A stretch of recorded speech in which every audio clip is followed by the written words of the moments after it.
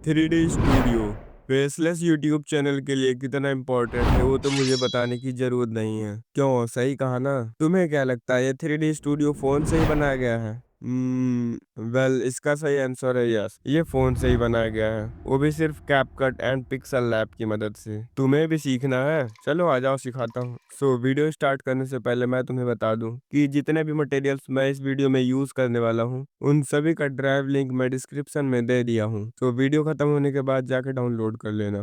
चलो video start करते हैं। सबसे पहले हमें अपना पिक्सल लैब ओपन करना है और इस टेक्स्ट को डिलीट कर देना है और इस थ्री डॉट पर क्लिक करके इमेज साइज को 1920 एंड 1080 पर कर लेना है। इतना हो जाने के बाद मैं बैक आ जाता हूँ। अब इस प्लस वाले आइकन पर क्लिक करूंगा एंड फ्रॉम गैलरी से एक इमेज ले आऊंगा और इसके साइज को एडजस्ट कर लेता हूँ।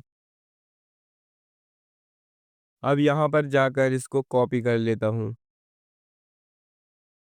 अब थोड़ा सा नीचे आऊंगा और 3D रोटेट को 50 पे सेट कर दूंगा और इसको भी एडजस्ट कर लेता हूँ। एडजस्ट हो जाने के बाद मैं इस लेयर वाले आइकन पर क्लिक करूंगा और इसे लॉक कर दूंगा ताकि ये अपनी जगह से हिले ना। अब मैं इसे भी यहाँ से कॉपी कर लेता हूँ और इसके साइज को कम कर देता हूँ एंड 3D रोटेट को -50 डिग्री पे कर दूंगा और इसे भी एडजस्ट कर लेते हैं। एडजस्ट हो जाने के बाद इसे भी लॉक कर देता हूँ। अब मैं इसे भी यहाँ से कॉपी कर लेता हूँ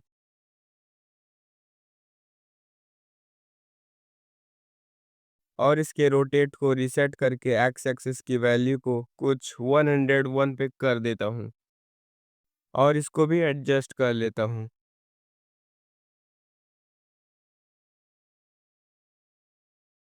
और सेम इसी प्रोसेस से नीचे भी सेट कर लेता हूँ।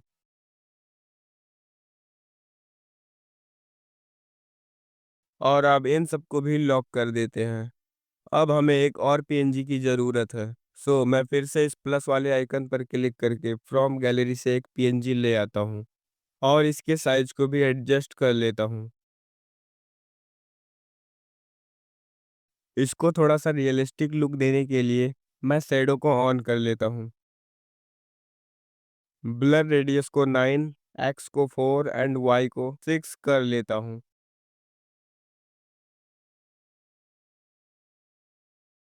चलो फिर से ले आता हूँ और इसके साइज को छोटा कर लेता हूँ, तो कुछ इस तरीके से सेट कर देता हूँ।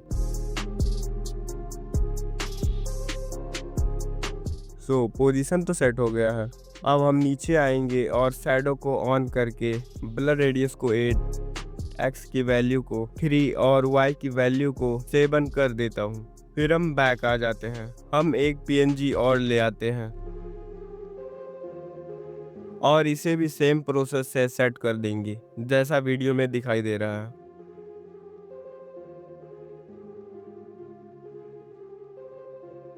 और ऐसे प्लांट को भी सेट कर लेंगे।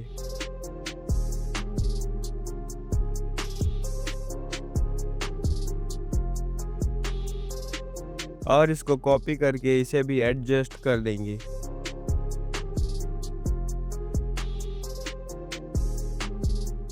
इतना तो हमने कर लिया। अब ऊपर कुछ खाली खाली सा लग रहा है, चलो इसे भी फिल कर देते हैं। मैं एक बुक पीएनजी ले आता हूँ और ऊपर रख देता हूँ।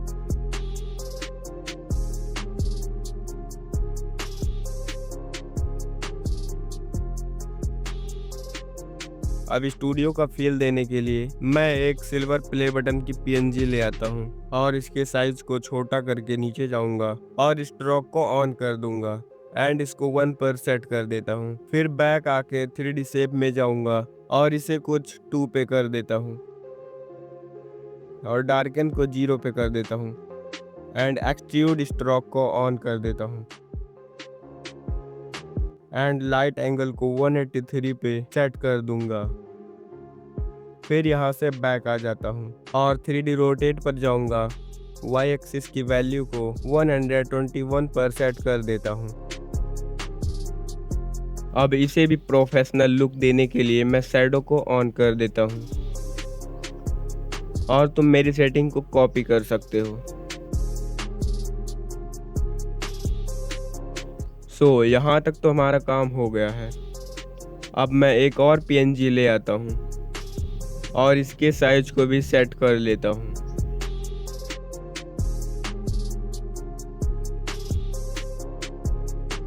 इसे मैं कुछ यहाँ पे सेट कर देता हूँ और इसके शैडो को भी ऑन कर देता हूँ।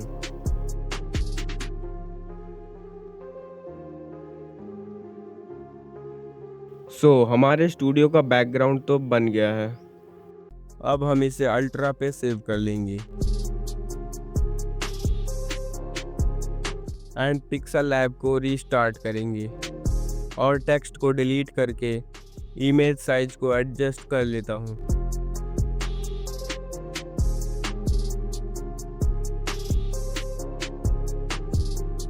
फिर हमने जो अभी थोड़ी देर पहले 3D स्टूडियो बनाया था उसे ले आते हैं और इसे भी एडजस्ट कर लेते हैं।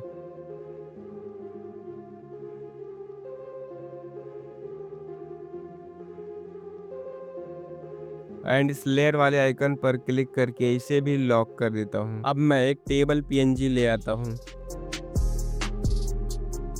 और इसके साइज को इंक्रीज करके इसे भी कुछ इस तरीके से एडजस्ट कर लेता हूँ। ये थोड़ा सा डिसबैलेंस लग रहा है तो मैं 3D रोटेट पे जाऊंगा और x की वैल्यू को कुछ 35 पे सेट कर दूंगा। अब ये पहले से बेटर लग रहा है। अब मैं एक चेयर पीएनजी ले आता हूँ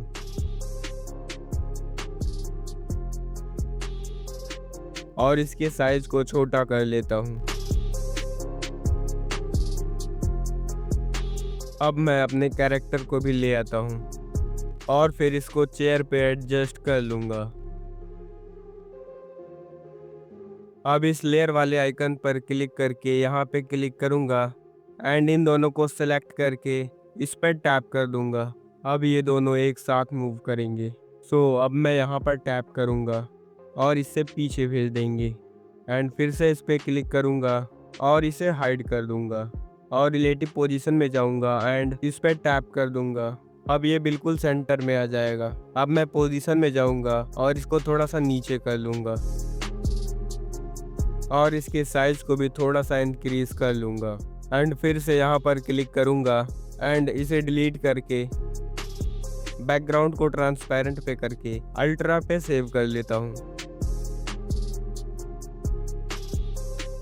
अब ये सब हो जाने के बाद ऑब्वियसली हमारे इमेज की क्वालिटी थोड़ी बहुत तो डाउन हो ही जाती है। तो इसे सही करने के लिए मैं इस वेबसाइट पे आ जाता हूँ जो कि मैंने डिस्क्रिप्शन में दे दिया है एंड आप स्केल पे क्लिक करके इमेज को ले आता हूँ एंड एनहांस कर लूँगा और सिंपली इससे डाउनलोड कर लेता हूँ। ऐसे ही मैं अपने दोनों इमेज को एनहांस कर लेता हूँ।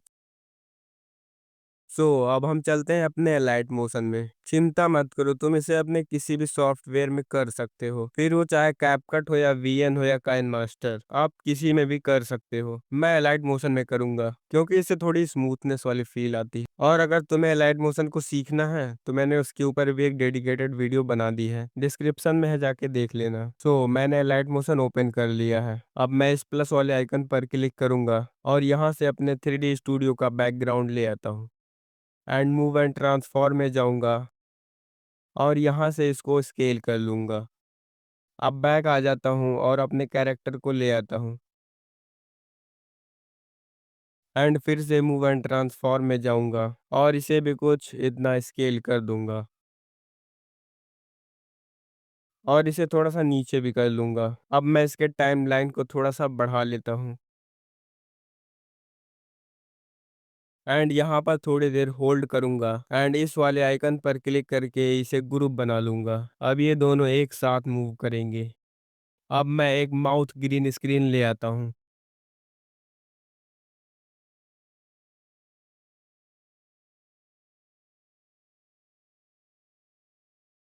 अब इस पे क्लिक करूंगा, इफेक्ट्स में जाऊंगा एंड क्रोमा की सर्च करूंगा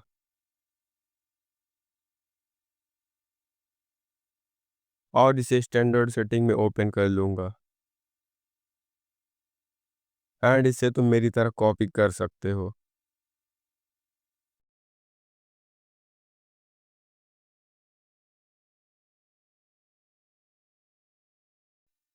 अब मैं मूव एंड ट्रांसफॉर्म में जाऊंगा एंड इसे भी एडजस्ट कर लूंगा।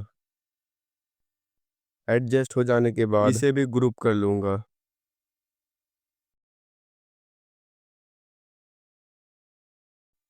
अब प्लस वाले आइकन पर क्लिक करके ऑब्जेक्ट स्लैश एलिमेंट में जाऊंगा एंड कैमरे को ले आऊंगा। अब कैमरे पर क्लिक करूंगा और मूव एंड ट्रांसफॉर्म में जाऊंगा और स्टार्टिंग में रहकर एक की फ्रेम एंड लास्ट में की फ्रेम और मिडिल में की फ्रेम दे दूंगा।